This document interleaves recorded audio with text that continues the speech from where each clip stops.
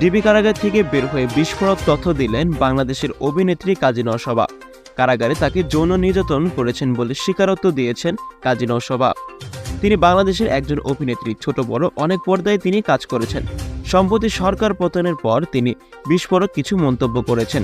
2018 সালে সড়ক ও নিরাপদ আন্দোলনকে ঘিরে তিনি ফেসবুকে সরকার বিরোধী একটি পোস্ট দিলে তাকে ধরে নিয়ে যাওয়া হয় ডিবি পুলিশ, অর্থাৎ হারুনের বাহিনী। গ্রেপ্তারের পর 4 দিনের রিমান্ড দেওয়া হয় তাকে। সেখান থেকে ডিবি হারুনের তত্ত্বাবধানে আয়নাঘরে পাঠানো হয় তাকে। 21 দিন বন্দি থাকার পর কারাগার থেকে বের হয়ে এক প্রকার আড়াল হয়ে যান কাজী নওশাবা।